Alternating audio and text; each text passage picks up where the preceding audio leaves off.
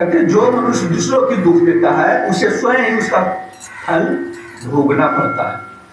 सुरुचि ने जो कुछ कहा है ठीक ही है, क्योंकि महाराज मुझे पत्नी तो क्या दासी भी स्वीकार नहीं करते। मुझे पत्नी क्या, मेरी बड़ी पत्नी है, फिर भी इसको पत्नी से हटा दिया गया। दासी भी स्वीकार नहीं करते। कह रहे हैं कि बड़ी वाली को करिए कि हमको पत्नी क्या दासी भी स्वीकार नहीं करते। रो रो के कर रही है। स्वीकार करने में ही लज्जा आती है। तूने मुझ मन भागिनी के गर्भ से जन्म लिया है और मेरे ही दूध से पला है। बेटा, सुरुचि ने तेरी सौतेली माँ होने पर भी, ध्यान दीजिए क्या बोल रहे हैं, ऐसी माँ होनी चाहिए। कहते हैं सुरुचि ने तेरी सौतेली माँ होने पर भी बिल्कुल ठीक कही है। क्या ठीक कही है कि अब यदि राजकुमार उत्तम के समान राजसिंहासन पर बैठना चाहता है तो द्वेष भाव छोड़कर उसी का पालन कर। बस श्री अधोध्यक्ष यानी भगवान के चरणों की आराधना कर। चरण कमलों की, उनके सिवा कोई उपाय। संसार के आशा करोगे तो संसार दुष्कार रहेगा, लेकिन ठाकुर जी के शरण में जाओगे तो जो संसार नहीं दे पाएगा वो दे देंगे। माता भी हम उन्हीं की तरफ लेके जाते हैं, कहते हैं उनकी आराधना करो, चरण कमलों की आराधना में लग जाओ। संसार का पालन करने के लिए सत्गुण को अंगीकार करने वाले उन श्री हरि के चरणों की आराधना करने से ही तेरे परदादा, कहते तेरे परदादा कौन है? ब्रह्मा जी को वह सर्वश्रेष्ठ पद प्राप्त हुआ जो मन और प्राणों को जीतने वाले मुनियों के द्वारा भी बंदनीय है। जो ठाकुर जी हैं, नारायण हैं, वही आपके परदादा ब्रह्मा जी को भी ऐसा पद दिए हैं जो किसी को प्राप्त नहीं हुए। इसी प्रकार तेरे दादा स्वयं मनु ने भी बड़ी बड़ी दक्षिणाओं वाले यज्ञों के द्वारा अनन्य भाव से उन्हीं भगवान की आराधना की थी। कहते हैं तभी उन्हें दूसरों के लिए अति दुर्लभ लौकिक अलौकिक तथा मोक्ष सुख की प्राप्ति हुई। बेटा, सुनीति बोल रहे हैं, बेटा तू भी उन भक्त वत्सल श्री भगवान का ही आश्रय ले, उन्हीं के शरण में जा। जन्म मृत्यु के चक्र से छूटने की इच्छा करने वाले मुमुक्षु लोग निरंतर उन्हीं के चरण कमलों की मार्ग की खोज करते हैं। तू स्वधर्म पालन से पवित्र हुए अपने चित्त में श्री पुरुषोत्तम भगवान को बैठा ले तथा अन्य सबका चिंतन छोड़कर केवल उन्हीं का भजन कर। माता भी, उनका अपना माता लड़ाई झगड़ा कर रहे हैं, उसके सुर उलझो नहीं। तुमको जो माता सौतेली कही है उसी की रास्ते सही बोली है। अच्छा देखिए, कहीं भी अच्छा होता है तो बिना घर के फटकार के नहीं अच्छा होता है। कोई योगी बनता है, कोई अच्छा संत होता है, महात्मा हो जाता है तो घर के लोग उनको फटकार देता है, गाली गलौज करके भगा देता है, तो क्या बन जाता है? योगी। योगी बोल तो वही यहाँ फटकार मिला। अगर फटकार इसको नहीं मिलता ध्रुव को तो भगवान उनके सामने नहीं आते। इनको भगवान को लाने में सुनीति का नहीं, मेन है सुरुचि। सुरुचि दुश्मन है लेकिन इनके लिए अच्छा। देखिए, भगवान को प्राप्त करने के बाद यहाँ जब आएंगे तो सुनीति के पास नहीं जाएंगे, सबसे पहले सुरुचि के पास, क्योंकि आपके ही कारण हम भगवान हरि को प्राप्त नहीं। ये बोलेंगे जैसे रामचंद्र जी वहां से लौटे तो सबसे पहले कहाँ गए? जो उनको भगाया था कैकेयी के पास गए थे। यानी जो दुत्कारता है, फटकारता है, जिसके कारण ठाकुर जी प्राप्त होते हैं, उन्हीं के आगे जाते हैं। बिना फटकार के कोई सुधरता नहीं है। उनको फटकार, जैसे तुलसीदास जी को फटकार मिला पत्नी से, अब पत्नी से ऐसा फटकार मिला कि क्या बोले, इस चमड़े के मांस के लिए इतना तुम मेह लगा रहे हो, अगर इसका आधा भी मेह ठाकुर जी में तुम लगाता तब कभी तुम्हारा कल्याण हो जाता। और वहां से वहीं से गए तो पूछते जा रहे हैं मेरे राम कहाँ मिलेंगे, ठाकुर जी कहाँ मिलेंगे। तो एक फटकार भी बहुत बड़ी काम करता। वही फटकार यहाँ ध्रुव जी का काम किया है। जिन्हें प्रसन्न करने के लिए ब्रह्मा आदि अन्य सब देवता ढूंढते रहते हैं। वे श्री लक्ष्मी जी भी विपद की भांति हाथ में कमल लिए, ये जो लक्ष्मी जी है वो भी ठाकुर जी को ढूंढते रहते हैं। ठाकुर जी लक्ष्मी जी साथ ही हैं, लेकिन हमेशा नहीं। कभी उस भक्त के पास चल गए, कभी उस भक्त के पास। लक्ष्मी जी को भी छोड़ के श्री हरि जी की खोज क्या करती है। माता सुनीति ने जो वचन कहे वे अभीष्ट वस्तु की प्राप्ति का मार्ग दिखलाने वाले, जो उपदेश दिए अभीष्ट माने की जो मन चाहा है वो, उन्हें सुनकर ध्रुव ने बुद्धि द्वारा अपने चित्त का समाधान किया। इसके बाद वे पिता के नगर से निकल गए। अब निकल गए तो आज आ रहे हैं, जाते जाते अब हमको ठाकुर जी कहाँ मिलेंगे, कहाँ। तब प्रभु उसका प्रेरणा दे देते हैं, नारद जी को भेजते हैं कि मेरा कोई भक्त निकला है, तुम जाकर उसको अपनाओ।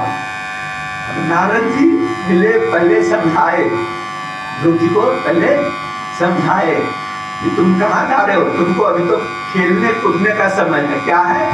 खेलने कूदने का समय है। ये भगवान को प्राप्त करना बड़े बड़े योगी भी नहीं कर पाते, तुम 5 वर्ष का बालक क्या कर पाओगे, तुमसे नहीं होगा।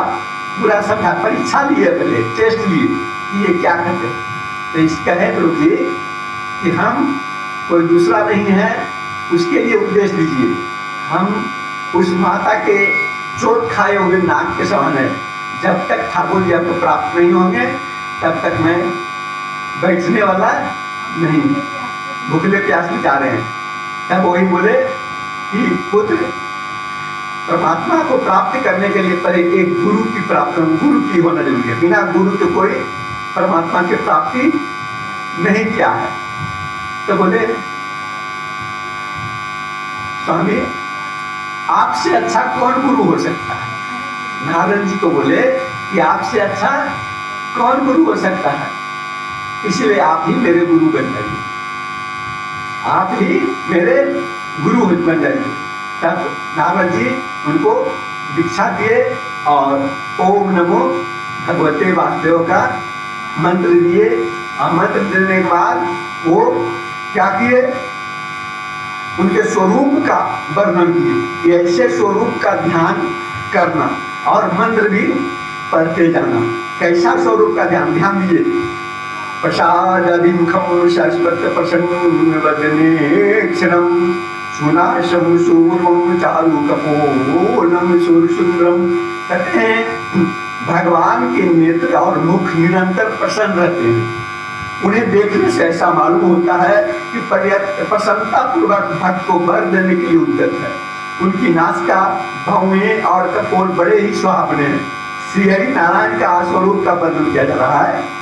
वे सभी देवताओं में परम सुंदर है। नारायण सब देवताओं में परम सुंदर है।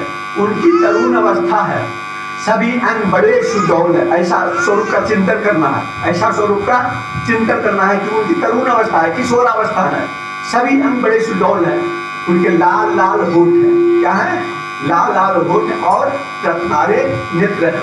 वे प्रमत्त जनों को आश्रय देने वाले, ऐसा चिंतन करना है और मंत्र भी पढ़ना है। अपार सुखदायक शरणागत वत्सल और दया के समुद्र है। उनके वक्षस्थल में श्री वत्स का चिन्ह है। वक्षस्थल में किसका है? श्री वत्स का। भृगु जी 1 लात मारे हैं, उसका निशानी ले लिए, कहते हैं श्री वत्स का चिन्ह है। उनका शरीर सजल जलधर के समान श्याम वर्ण है। वे परम पुरुष श्याम सुंदर, गले में बनमाला धारण किए हुए हैं और उनके 4 भुजाओं में शंख चक्र और गदा पद्य सुशोभित है। उनके अंग प्रत्यंग किरीट, कुंडल, केयूर और कंकन आदि आभूषणों से विभूषित है। गला कौस्तुभ मणि की भी शोभा बढ़ा रहा है।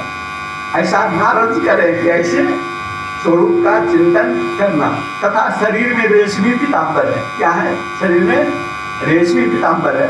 उनके पटकी प्रदेश में कांचन की करघनी, कांचन की यानी सोने का करघनी, और चरणों में सुवर्णमय सोने का नुपुर पैनी। ऐसा स्वरूप का चिंतन करना है। भगवान का नेत्र, भगवान का स्वरूप बड़ा ही दर्शनीय है, यानी देखने लायक है।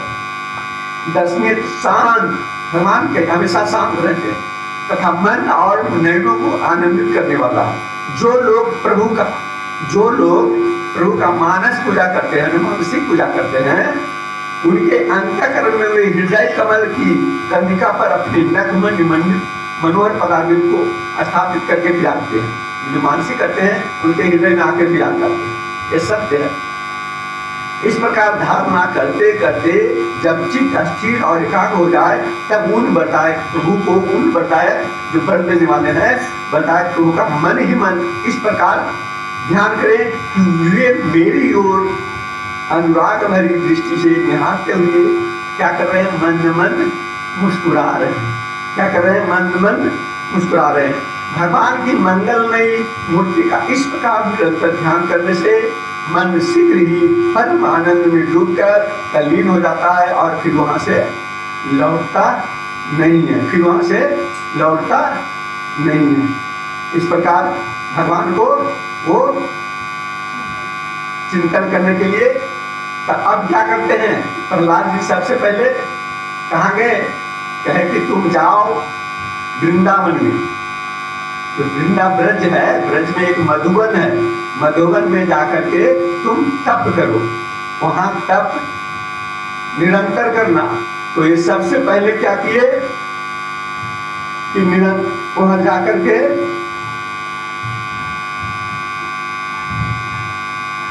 पहला महीना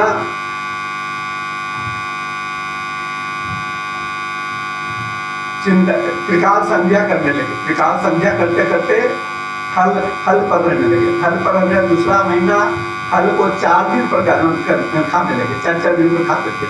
तीसरा महीना में 7 दिन पर खाने लगे। चौथा महीना में खाना छोड़ दिए, वायु पर रहने लगे। अब 5वां महीना में वायु को भी रोक लिए, वायु को रोक करके समाधि में चले गए और अपने हृदय में ठाकुर जी को निवास करके तब जब समाधि में चले गए, अपने श्वास को रोक लिए कि प्रभु अब दर्शन नहीं देते तो हम अपने श्वास को रोक करके हम मृत्यु कर दें। लेकिन जब वो श्वास को रोके तब पूरे देवताओं का सब श्वास बंद हो गया, सब जितने सृष्टि था सबका श्वास। क्योंकि उनके अंदर ठाकुर जी विराजमान थे। ठाकुर जी श्वास नहीं ले रहे हैं तो कौन श्वास लेगा। तो दौड़े दौड़े देवता सब गए कि हमको प्रभु रक्षा कीजिए, मेरा तो आश्री बंद होने जा रहा है, हम बचेंगे नहीं। तो वही बोले कि मेरे एक नन्हा सा भक्त है ध्रुव, जो जिसे मैं दर्शन देने के लिए जा रहा हूँ। जैसे ही जाकर दर्शन करने के लिए गए तो भगवान चतुर्भुज में वहां पर खड़े हैं, लेकिन इनका ध्यान नहीं टूट रहा। जब अंदर से ध्यान हटा चतुर्भुज पे तब बाहर बैठे की वैसा ही है। तो करीब 45 मिनट तक प्रभु एक दूसरे को देखते रह गए। ये देख रहे हैं ठाकुर जी को, ठाकुर जी ध्रुव जी को देख रहे हैं, न ये बोल रहे हैं न वो बोल रहे हैं, और दोनों चुपचाप देखते जा रहे हैं। तो भगवान क्यों नहीं बोल रहे हैं, भगवान क्यों नहीं बोल रहे हैं? भगवान बोल रहे हैं कि मेरा भक्त बोले, पहले भक्त मेरा बोले, भक्त करे प्रभु मेरा बोले। यानी भगवान कहते हैं कि पहले मेरा भक्त बोले, तो भक्त बोलते हैं कि हमको तो बोलना ही नहीं आता, हम आपकी स्तुति क्या करें, हम जानते ही नहीं कुछ। तो प्रभु ने क्या किए, अपने संघ को उनके गले में स्पर्श कर दिया। गले में स्पर्श करने से क्या हुआ कि उनको जितना भी वेद का ज्ञान था, जितना भी ज्ञान था, सब उनको तब वहां पर स्तुति किए हैं। इसका वर्णन कल हम सब करेंगे। प्रेम श्री वृंदावन बिहारी लाल की जय, आनंद कंद भगवान